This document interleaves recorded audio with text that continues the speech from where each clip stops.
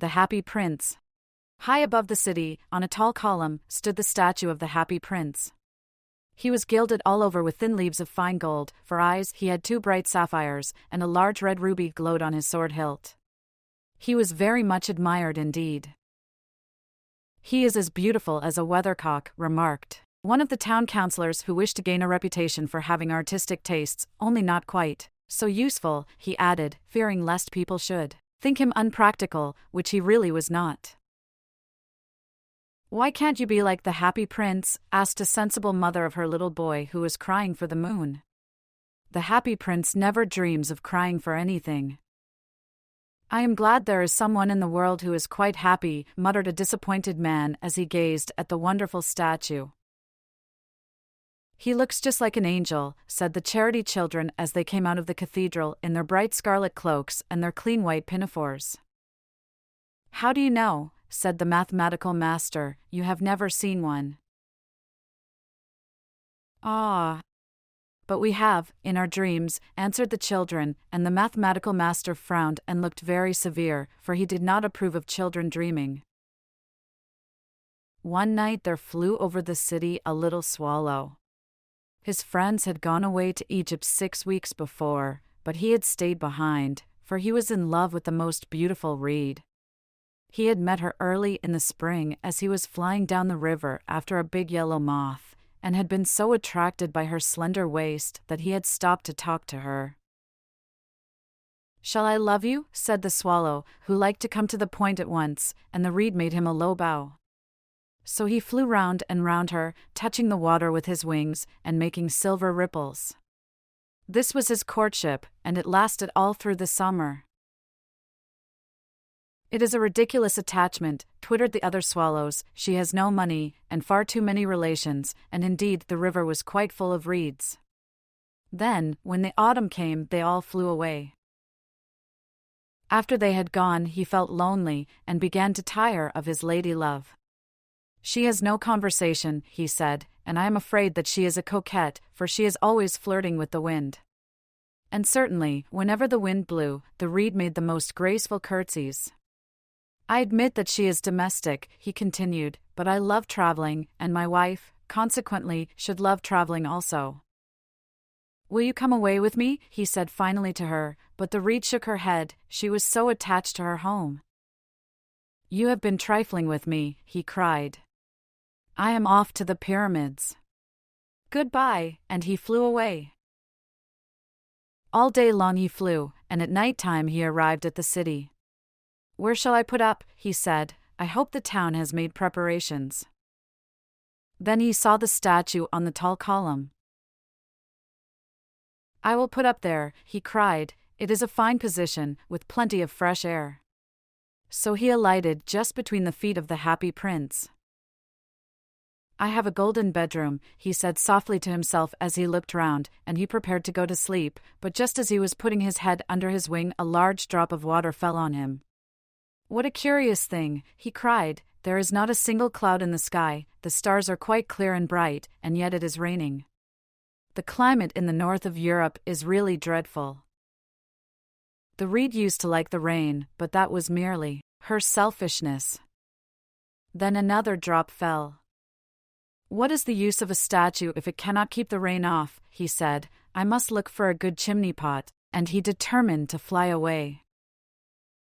But before he had opened his wings, a third drop fell, and he looked up and saw awe. What did he see? The eyes of the Happy Prince were filled with tears, and tears were running down his golden cheeks. His face was so beautiful in the moonlight that the little swallow was filled with pity. "Who are you?" he said. "I am the Happy Prince." "Why are you weeping then?" asked the swallow. "You have quite drenched me." "When I was alive and had a human heart," answered the statue, "I did not know what tears were, for I lived in the palace of Sans-Souci, where sorrow is not allowed to enter. In the daytime I played with my companions in the garden, and in the evening I led the dance in the great hall. Round the garden ran a very lofty wall, but I never cared to ask what lay beyond it, everything about me was so beautiful. My courtiers called me the happy prince, and happy indeed I was, if pleasure be happiness. So I lived, and so I died. And now that I am dead, they have set me up here so high that I can see all the ugliness and all the misery of my city, and though my heart is made of lead, yet I cannot choose but weep. What? Is he not solid gold? Said the swallow to himself. He was too polite to make any personal remarks out loud. Far away, continued the statue in a low musical voice, far away in a little street there is a poor house. One of the windows is open, and through it I can see a woman seated at a table.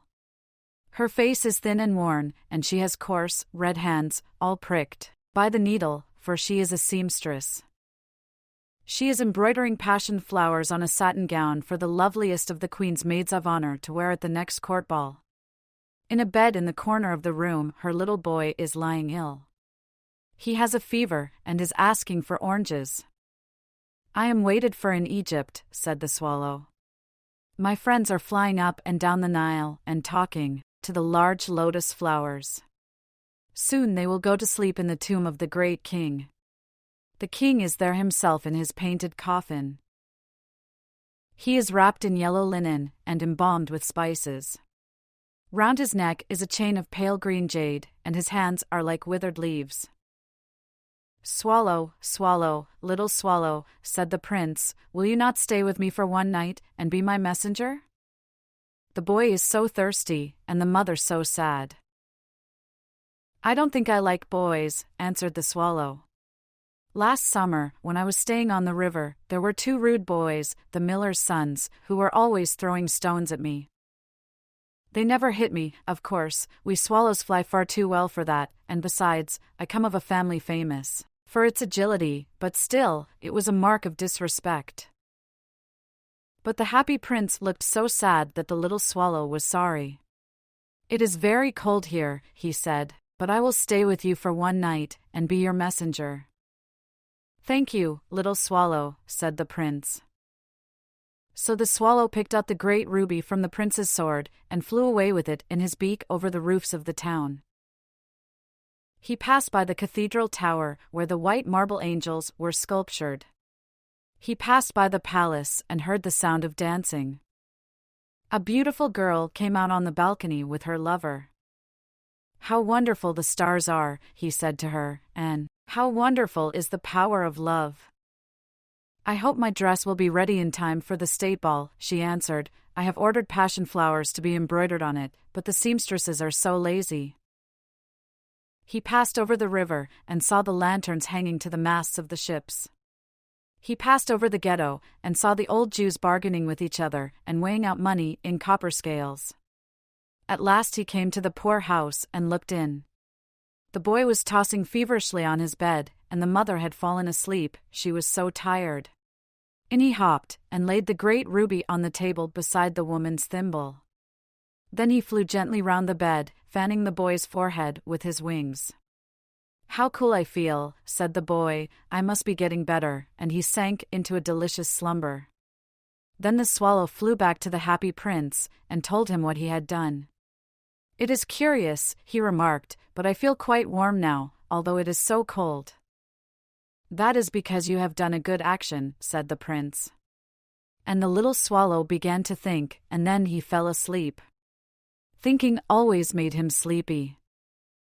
When day broke, he flew down to the river and had a bath. What a remarkable phenomenon, said the professor of ornithology as he was passing over the bridge. A swallow in winter. And he wrote a long letter about it to the local newspaper. Everyone quoted it. It was full of so many words that they could not understand. Tonight I go to Egypt, said the swallow, and he was in high spirits at the prospect. He visited all the public monuments, and sat a long time on top of the church steeple. Wherever he went the sparrows chirruped, and said to each other, what a distinguished stranger, so he enjoyed himself very much. When the moon rose, he flew back to the happy prince. Have you any commissions for Egypt? He cried. I am just starting. Swallow, swallow, little swallow, said the prince, will you not stay with me one night longer? I am waited for in Egypt, answered the swallow.